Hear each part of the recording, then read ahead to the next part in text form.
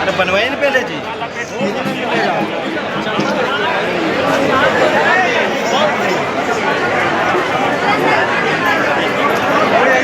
₹50 लगेंगे पूरा मंदिर के साथ।